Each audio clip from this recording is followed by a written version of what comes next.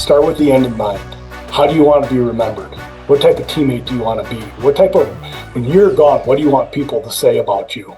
What's up, beautiful people? Welcome to the Dear Young Athlete podcast, where we talk to coaches and athletes about their journeys and what advice they would have for their younger selves. I'm your host, Jacob Thompson. I'm a speaker, author, and aspiring Paralympian. I've had the privilege and the opportunity to interview over 25 high-level leaders that share their stories and their insights on leadership and how to be successful. We have another great episode coming right up, so let's get into it. Hello, beautiful people. Today I'm joined by a very special guest, the man I get to speak with.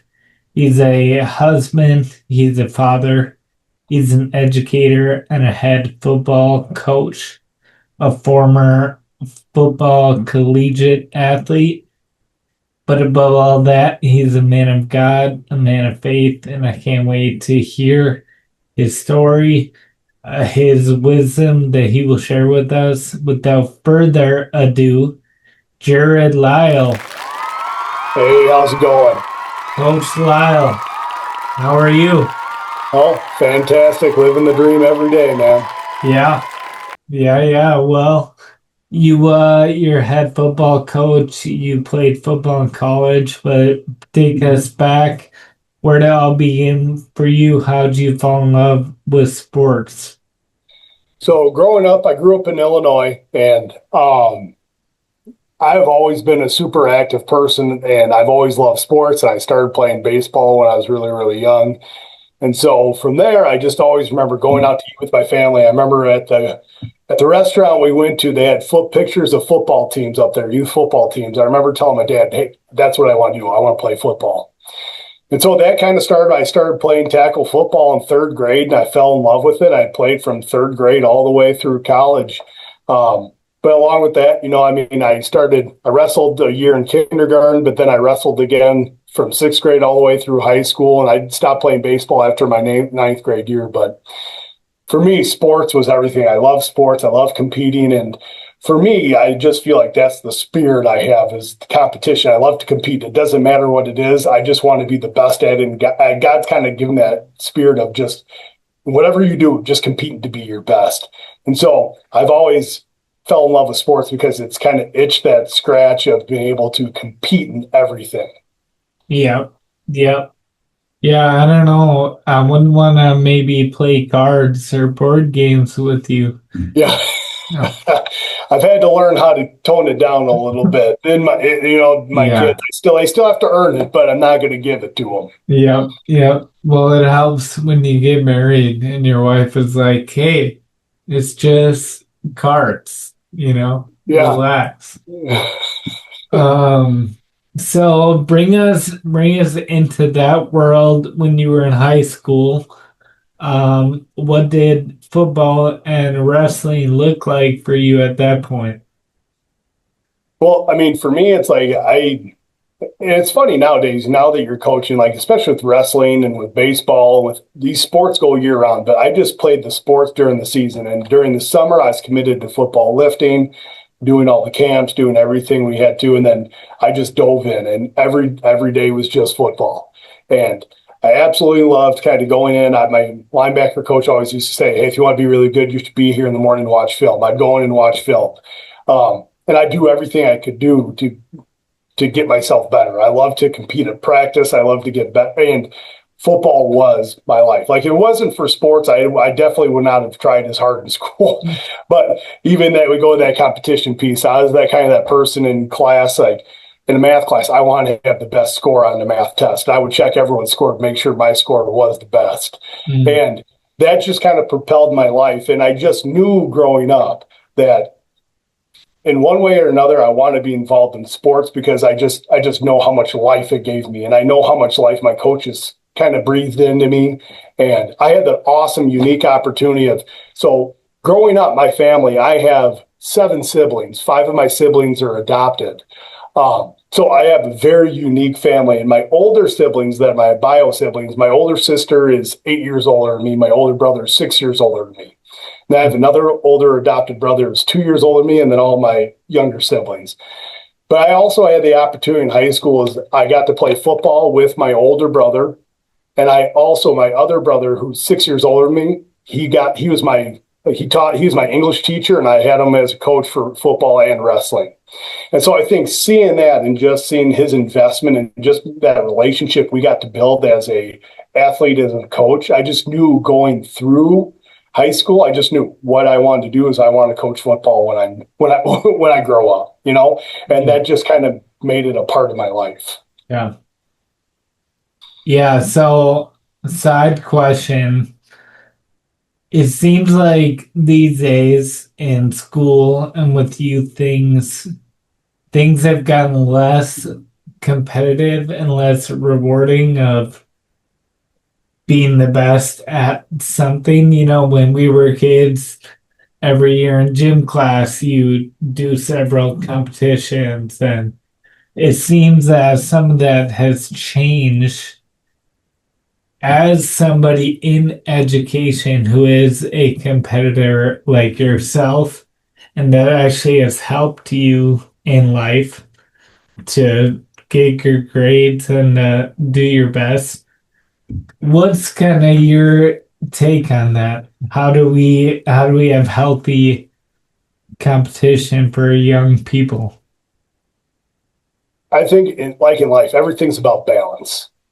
I don't think you can go through one extreme or to the other where, I just think that there has to be some balance in the middle. It's kind of like our relationship, like with me and my wife, sometimes when we're parenting, sometimes she's grace and I'm a little more truth. And then sometimes we switch it up, and you can't just have one or the other, because that's not really what love is. And I think similarly, I think we can apply that to sports and competition. I just think if you're just over to one side, if you're just always competitive, well, that's going to be more of a transactional coach. Like, what can you give me? Whereas if it's the other way, if it's just it's okay, it's all right, you're never going to succeed because there's no standard of improvement. So I think that where that kind of meets in the middle is kind of that sweet spot. And I think that's up to us as parents, as teachers, as coaches. How do we find that sweet spot right in the middle? Yeah. Yeah, I love that. So, what weight were you wrestling at? What position were you playing in football? And what was the arc of your high school career? Was it big town, small town? Did you get to play varsity right away? Or what was that like? Yeah, so my town I grew up in, we graduated with about 175, 180 kids per class. So we were roughly 800 kids in our school. So in Illinois, in football, they had 8 classes, and we were 4A right in the middle. So we were kind of that, not a big, but not super small. So kind of right in the middle of school. And football, my freshman year, I played on fresh soft, and then I played varsity my sophomore through my senior year. And I started as a tight end my sophomore year, and then I was a two-way starter as my junior, senior as middle linebacker, tight end.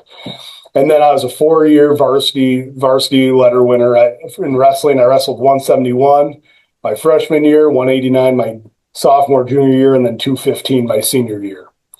And so, I love football and wrestling were my love, and I think one helped me with the other. And I won plenty of awards. My junior, senior year, I won first team all area.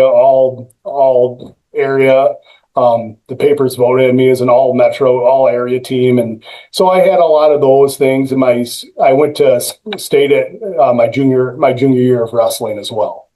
Cool. Was there a point where you said, I want to play college football? Are you thinking football, wrestling? Like, what did that look like? Hey, real quick, if you're enjoying the episode, I want to ask you to go on whatever platform you're on and follow and subscribe. Give us a rating and review us and help this podcast reach more people. You can head to the website 1020words.com/DYA. That's TEN20words.com/DYA. To learn more about us, check out our merchandise, or figure out how you can have me come speak to your team or program, or potentially be a guest on the podcast. I look forward to connecting with you. Let's get back into the episode. I think there was a point where I loved football. I liked wrestling. And to be honest, I probably could have been a better wrestler than I was a football player, but I just love football. And so, I mean, I looked at a few colleges where I looked at going to Wheaton. At Wheaton, they have a wrestling team, and so I could have played football and wrestled. Now going through college, in college football, that would have been about near impossible to do those two sports together. But I just kind of knew I leaned more towards football and just kind of what everything that brought. My older brother went to Bethel, and so that's how I kind of had that connection from Illinois to Minnesota. Was my older brother played for Coach Jay up there, and so I kind of knew the culture around there, and I just knew kind of going in that kind of football was going to be my main thing. Yeah. So you kind of ended up at Bethel on account of your brother. Did you have other options, or how'd you solidify that choice?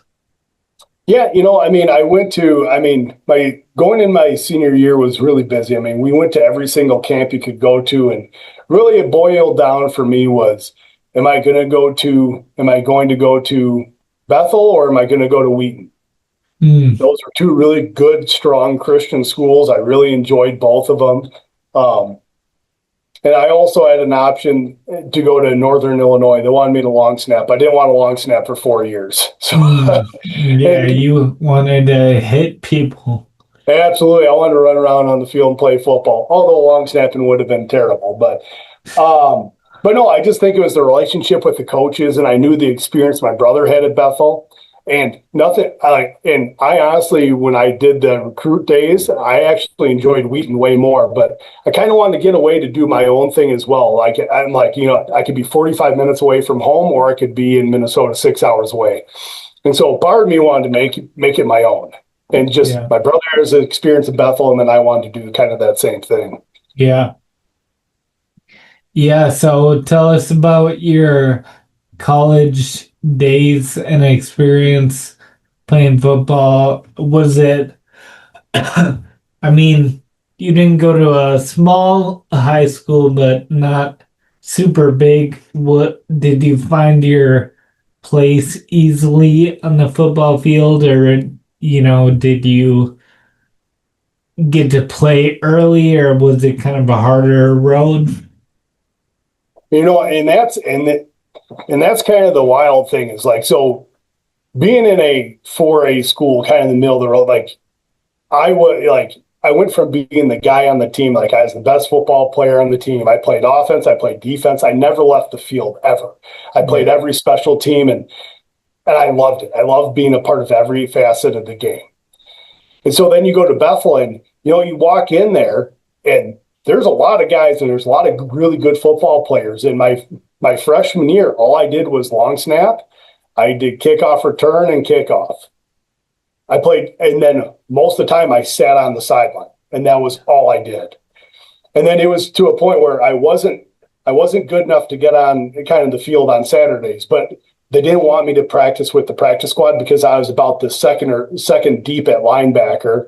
And they're like, well, we don't want you to get hurt because we might need you going into a game. So my freshman year of practice was me standing at a practice, just standing on the field and getting a lot of mental reps. And that was really, really tough for me. And it's probably the closest I've ever come to, like, I don't really enjoy football. Like, I'm not playing football at all.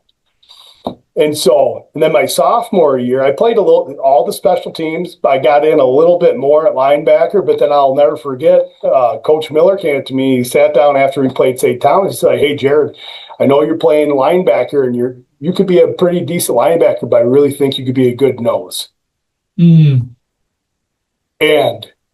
for me, I was just like, I just asked him, like, all right, does that mean I'll get to play more football? He's like, yeah. I was like, sure, sign me up. I don't care. And you know Yeah. what? And he had a thing like in growing up in 4A, we had a lot of teams in high school. All they did was run the ball. If only people ran the ball in college football, I would have been a really good linebacker. I didn't know how to get in a pass drop. That confused me. So they figured, hey, he really likes hitting people. Let's put him on the line. And I said, okay, let's do it. And Yeah. so then I started getting more playing time, and then I started everything my junior year and senior year. Yeah. And senior year, I think I finished second team all conference and as a nose, and I really enjoyed my experience. And yeah, no, but it came really close that freshman year, being like, I don't know if I want to do this for a long term if all I do is sit around. Yeah. Well, I think it really like there are a few really important things that you said because freshman year, the fact that you could long snap may have got you on the travel squad and on the field. And that speaks to like what value can you bring to the team? And yeah, maybe you're not gonna start at linebacker, but what can you do? What can you bring? And having the attitude and the effort to get onto special teams. You know, I've been a football coach, you're a coach, special teams, you're looking for guys who are going after it, getting after it. Maybe they're not a starter, but you say, hey, this is a great way I can get them in the game. But that comes through, showing effort.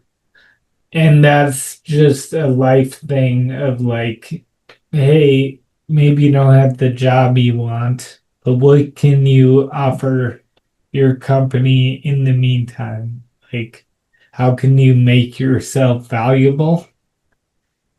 And then I think, like, you mentioned getting mental reps. I'm sure, I'm sure not every day you felt great about that or had a great attitude, but still saying, hey, what can I learn even though I'm not doing exactly what I want? I think Yeah. it's just a crucial attitude that we can all take in life. And then, I mean, how cool, again, it's like, do we think about what we want or what's best for the team? Because, hey, it's going to be best for the team for you to play nose. And saying, yeah, I may be a sophomore, junior in college, but I'm going to learn a new position and give it my all. And then that just had an awesome, gave you an awesome opportunity. And yeah, I think there's a lot to be learned within that. Yeah, absolutely. And really, I mean, I loved playing football. I loved everything about it. And that's what I try to tell my players is like, the one thing Coach Jade always used to say is soak it in, soak it up, soak all this up.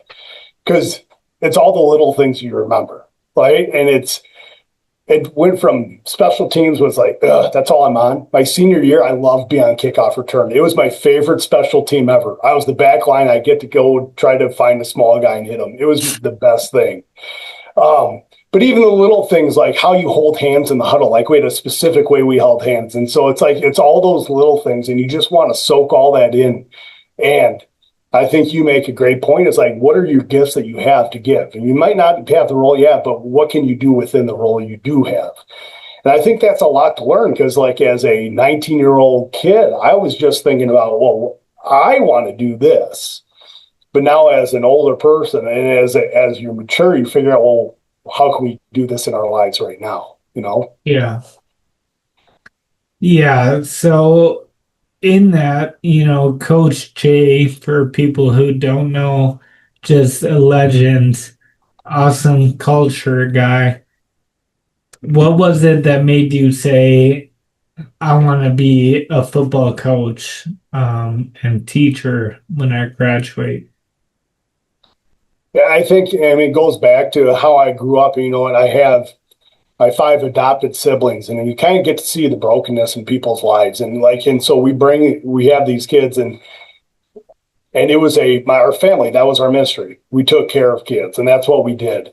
And I just think that kind of was ingrained in me. Like I always loved teaching and taking care of people. And that's kind of how, and so going into college, I had zero doubt that I was going to be a teacher and I was going to be a coach. I wanted to be involved in sports because I know how much sports impacted my life. I'm like, well, what more to impact lives than to be a teacher and to be a coach? And so I could still be involved in sports, but also impact kids. Um, and it's my favorite thing that I get to do each and every day. Like I'm going on my 17th year teaching, and there's not a day where I don't love doing what I do because it's so much more than just teaching math or anything. It's building relationships with kids, and how do you invest into those people's lives? And and really, I think that is my ministry. Like I always thought in college, like maybe I should go and be a pastor. Maybe I should do something like that. But I think God always said, no, no, no, you're going to be a pastor, but here's how you're going to do it. And so it's kind of fun how God has directed that in my life. Well, pastor just means shepherd, and you shepherd every day your class and your team. So yeah, I we could say you're a pastor. I'm okay with Yeah. that. Yeah. And I mean, and even like to what I teach, like I'm a special ed teacher and I teach kids with EBD. And these kids Yeah. have emotional behavior disorders. They have giant meltdowns. They have trouble, relating with people. And I love it because these are the toughest kids in our school. And I'm like, bring it up. This is so much fun for me because I see kids change from ninth grade to 12th grade. They graduate and they're totally different people. And it's so rewarding to see. How do you spell love? Time, man. Just the time you invest into people, that's how you show them that love. And just being patient when someone has a meltdown. How do you come back the next day? Hey, new day, let's go, right? And I just think that's just a ministry to be able to work with the kids that people don't want. Yeah, yeah, that's amazing. So, as a head coach now, what is kind of like your elevator philosophy of being a head coach? You know, what are your main things that you really want to influence your team with? Yeah. So one of the main things, like when you talk about like what's my purpose, I want to build champions. I want to pursue championships. And what does it mean? And we talk to our kids, what does that mean to build a champion? Like you just don't become one. It's all the work that goes in behind it. And then you pursue a championship. We might not get one, but what does it mean to pursue? But if we do the things that pursue a championship, the chances of catching one are going to be higher. Yeah. And so we are the Minnewaska Lakers. And so I take our Lakers acronym, and this is kind of our culture stuff that we build with our kids, and LAKERS. And we break that down into, hey, here's how we live life. Here's how we do things. L stands for love. And I love that we start off with, that's what we start with, is that love. How do we love each other? A is accountability. How do we hold each other accountable? And then K, how do we stay knotted in unity together? Because we know a team that is knotted together and connected together, those teams are stronger. E is excellence. How do we be excellent in everything we do, from the football field to the classroom to be in the locker room? R is resilient. We're going to get knocked down. It's not about if, it's when you do it, how do you respond to it? And then we kind of bookend that with S is that servant leadership. And what I tell the kids is, if we love really well and we serve each other really well, everything else in the middle gets taken care of. And I just think that's something that, just kind of studying, I'm like, that's kind of the perfect acronym that describes kind of us and like what we bring to our team.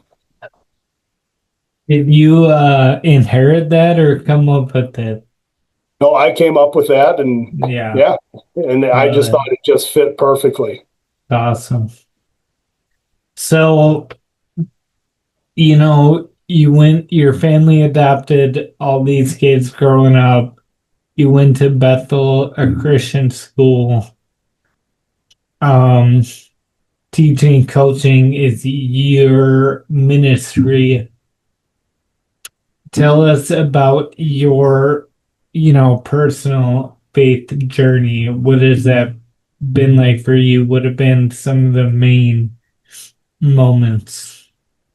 Yeah, no. So my family, we went to church all the time. So we were always in the church. Like we'd go on Sunday morning, Sunday night. We went to Wednesday youth group. I played in the youth band. So we practiced on Thursday nights. And then so I felt like a majority of my week was at church.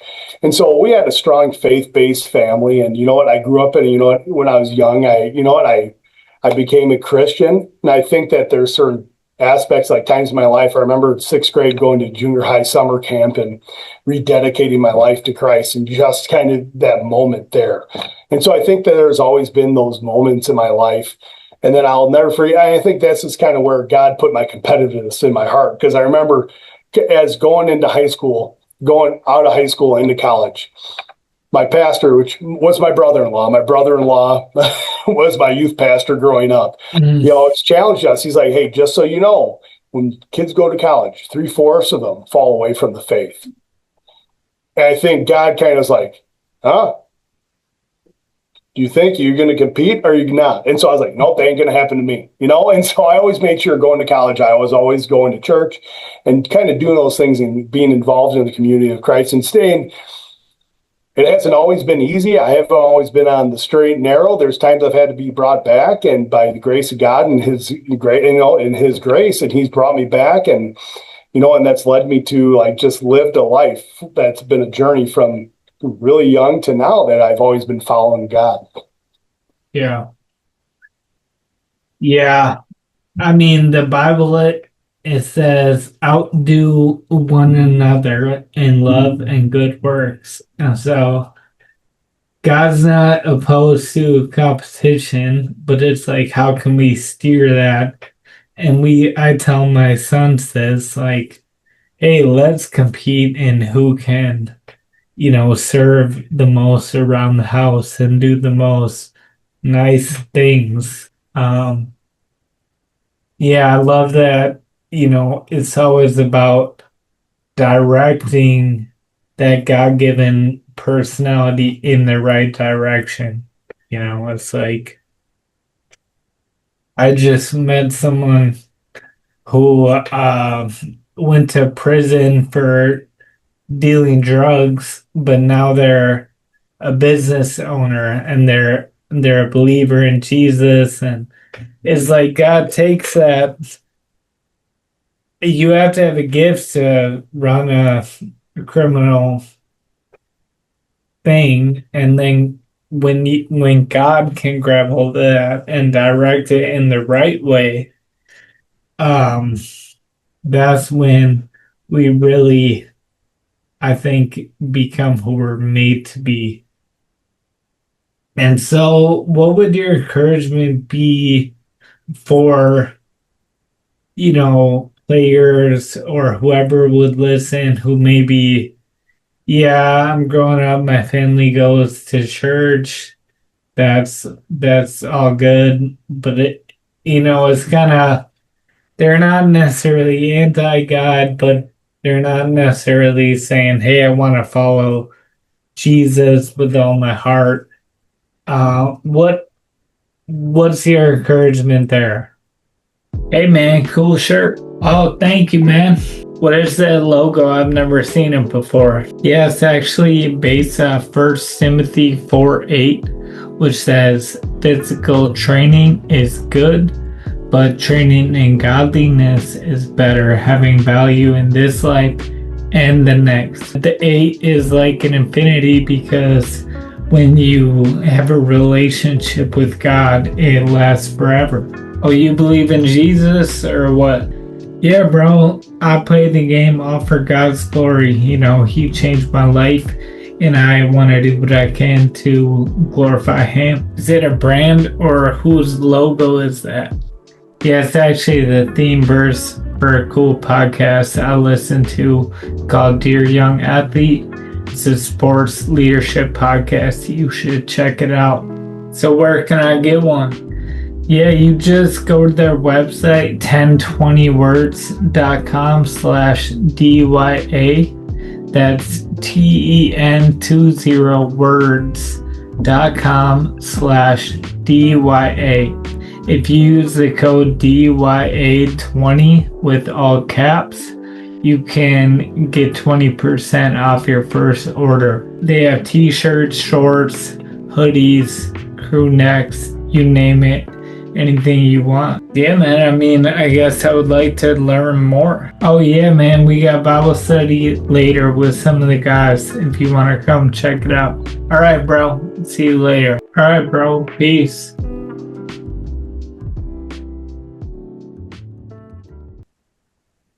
What I do know is the times I have taken my life in my own hands has been probably the worst times in my life. Mm. And I think that when you have an infinite God that you worship, he knows. And I think my life has been on such a straighter path and such a good path and such a good direction when I trust and have faith in his plan and what he has for me in my life. And that doesn't mean it has always been easy. There's things that have been super tough, but he's helped me go through those and come out on the other side even better. And that goes to say, like, there is going to be a moment of struggle. There's going to be something that's really tough. And how you handle it, and this is why I love football, it's a little microcosm of life. How you handle it is what matters more than what's actually happening. Mm-hmm. And when you learn how to trust God in the small things and do that, when the big things come, you just know where you need to go back to. You go back to your training. And I think that my encouragement would be, take the wisdom some people that have lived life a little bit more than you have, is life with God's way better than life without. The decisions I've had with God and he's been in my corner has been much better than ones where I've made it my own decision. Yeah. That's good. That's good.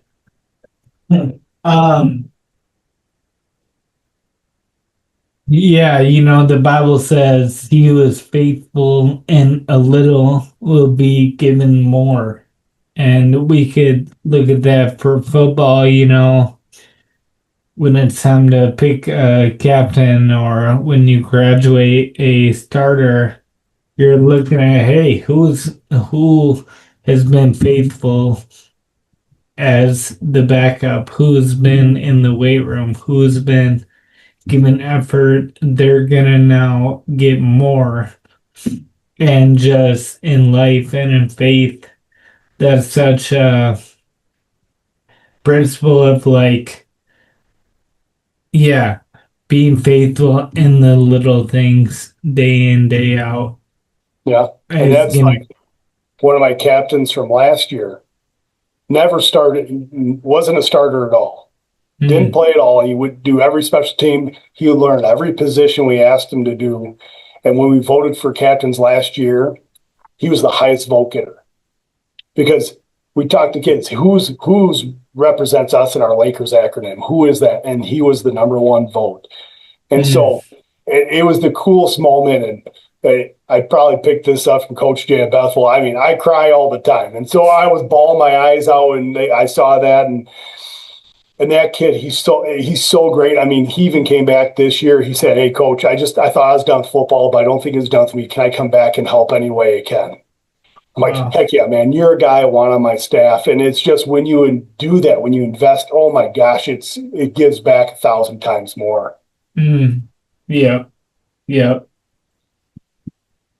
When I made this podcast, I always say, growing up, I thought life was all about sports, but I know now that sports are all about life.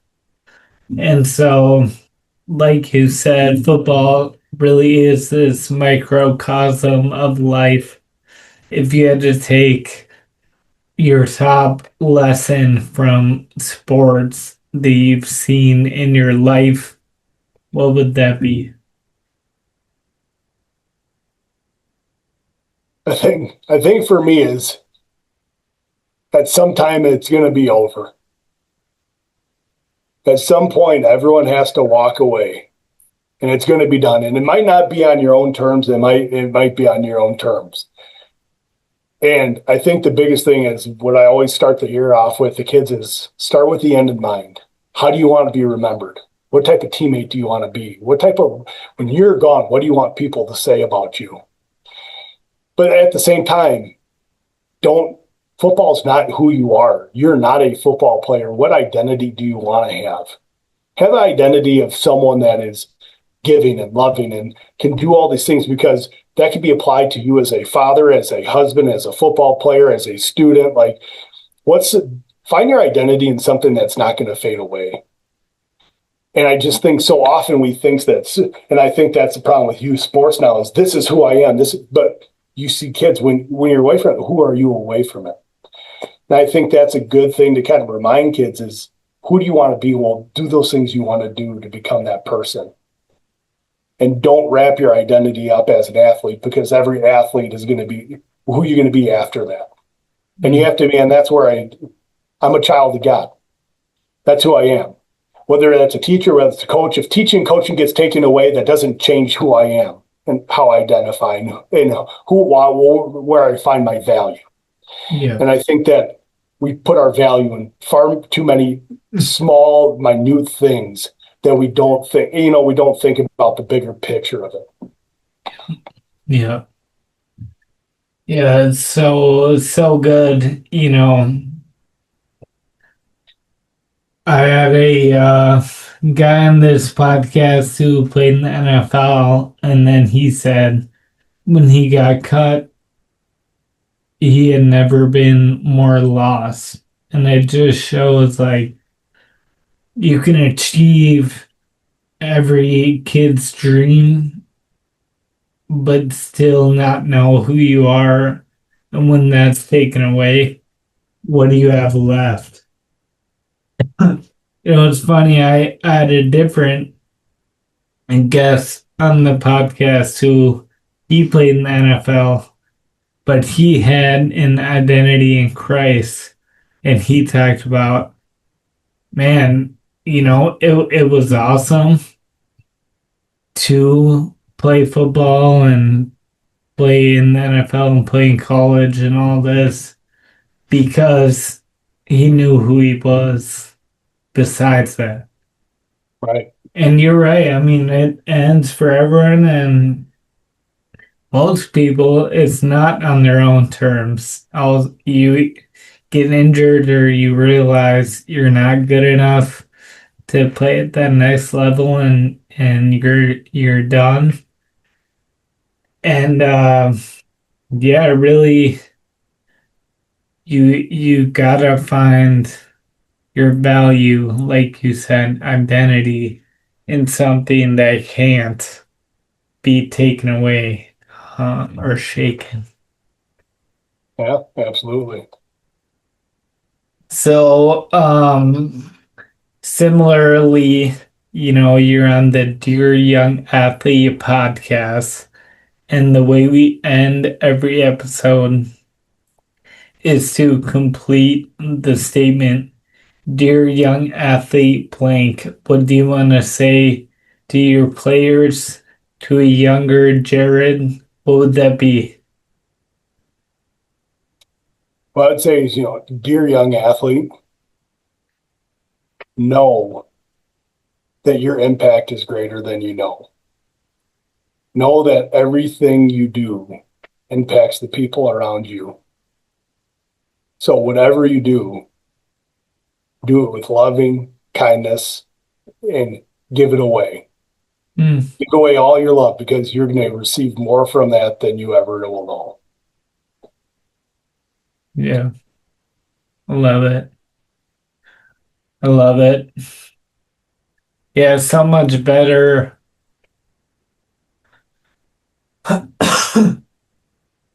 mean, the Bible says it's better to give than to receive, but we don't believe that often, but it is just makes it all so much better when you give yourself, and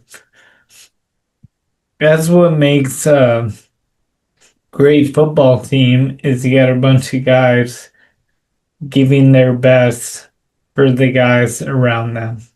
And Hmm. football, unlike any other sport, really takes everyone giving. It takes 11 guys to make the play, you know. And yeah, don't leave that in football, but take it away in life too. Yeah, 100%. That's great. Any final closing words for the people? No, I just appreciate it. Thanks for the time to be able to come on here and just kind of chat. It's been really, really fun. Of course, it's been my pleasure. And that's all. Peace. And there you have it. One more episode in the books. Thank you so much for listening. As a reminder, make sure you subscribe in whatever platform you're on, that you leave a comment and rate and review. And I want to personally thank you for doing that. And I will see you in the next episode. Peace.